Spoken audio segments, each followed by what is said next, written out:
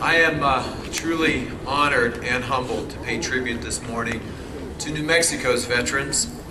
Today, as on every Veterans Day, our nation recalls the end of the First World War and the signing of an armistice agreement at the 11th hour of the 11th day of the 11th month in 1918.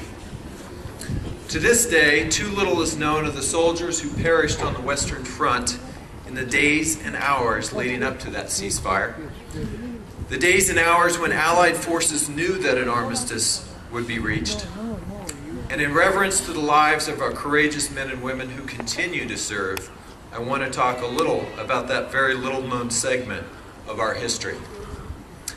As early as November 7th in 1918, the German Army Chief of Staff, Paul von Hindenburg, had exchanged a series of telegrams with the Supreme Allied Commander, Ferdinand Foch, to agree on a date, time, and a place for formal negotiations. On November 9th, 1918, German Kaiser Wilhelm II abdicated, and finally, at 5 a.m. on November 11th, British, French, and German officials gathered in a makeshift railway carriage north of Paris to sign an armistice that would take effect 6 hours later at 11 a.m., effectively bringing World War I to a final close. Yet on November 8th, 9th, 10th, on the morning of the 11th, soldiers on the Western Front continued to obey orders to march over the hill to the other side, where they'd find themselves exposed to hostility and in many cases death, literally up until the 11th hour. Thousands were wounded and hundreds of American lives were lost in those final days in a war that the Allies had already won. They met their deaths on land that they could have literally been able to walk across safely just a few hours later. The gravity of that loss of human life should hit home the earnestness with which each of us must hold the service of our men and women in uniform, and the solemn responsibility with which our nation must approach each and every decision to send them into harm's way. Each of those who died in the hours leading up to the 11th hour, the 11th day of the 11th month, had family and friends waiting for them back home. They served because they believed in the principles for which our nation stands, and they gave their lives for that cause. They were part of a now 235-year lineage of service to our nation, and a promise that in return for their sacrifice, our nation would never unduly send them into danger and would honor their service upon their return home. Today, our nation's 2 million troops and reservists deserve our utmost respect and gratitude for their service. Our men and women in uniform make up the strongest, best trained, most well-equipped military in the world. There is much to be proud of. In the last year alone, we have devastated Al-Qaeda's leadership, including the killing of Osama bin Laden. And through NATO, we've built a broad coalition to liberate the people of Libya without the loss of a single American soldier. And we're winding down combat missions in Iraq and Afghanistan, where our troops have served with incredible valor and distinction. We must now honor their sacrifices by returning them to their families and providing them with the support and the benefits that they've earned through their service. Our servicewomen, our servicemen, along with our nation's 23 million veterans, put their well-being and that of their families on the line for all of us. And that is the solemnity with which each of us must approach every decision regarding their lives. Growing up, one of my strongest childhood memories was of my sister Tish leaving home on a Greyhound bus on her way to basic training after she enlisted in the Navy. And I remember how proud she was to wear that Navy uniform when she returned home.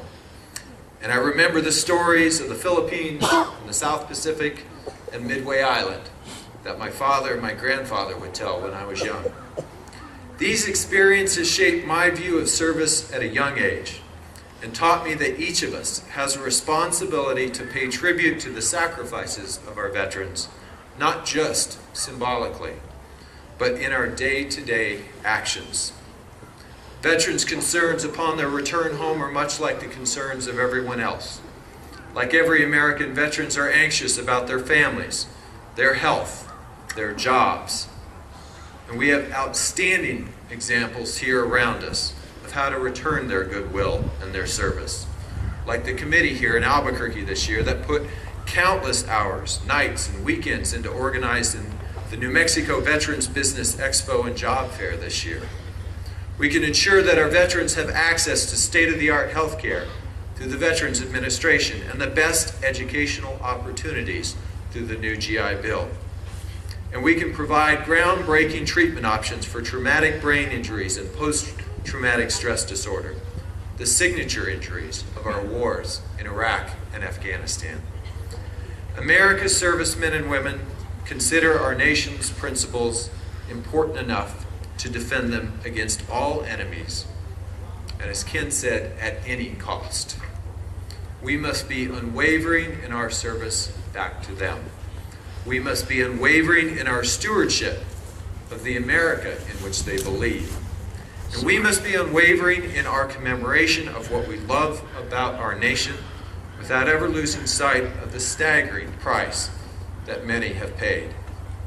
This summer, New Mexico had the honor of seeing one of its very own native sons awarded the Medal of Honor. And I can tell you that while I have been to the White House on many proud occasions, I have never been more proud to be a New Mexican than when I stood in the White House and I watched the President of the United States present the Medal of Honor to Army Sergeant First Class Leroy Arthur Petrie. Sergeant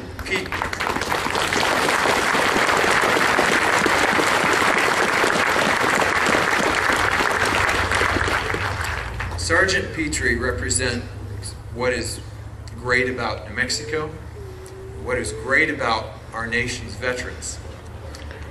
He grew up in Santa Fe, spending time with his brothers at places like Fort Marcy Park, occasionally getting into trouble, he will tell you. From the age of 7, he dreamt of becoming an Army Ranger. And in the course of accomplishing that dream, he's been on 2 deployments to Iraq and 6 to Afghanistan. Think about that. He talks about his wife and his 4 children and the challenges that all those deployments have posed to them as well.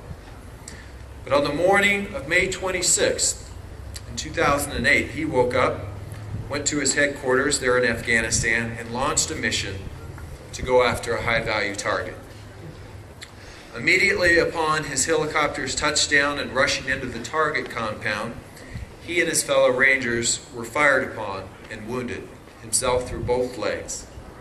While taking cover, a grenade landed a few feet from Sergeant Petrie and his fellow Rangers. He dove toward that grenade, threw it away from his fellow soldiers, and it exploded, severing his right forearm. Army Sergeant First Class Leroy Arthur Petrie's heroism, lunging in the direction of lethal danger to protect his fellow soldiers, is a disposition with which each of us can be inspired to live our lives, especially in the way that we serve those who have now served us.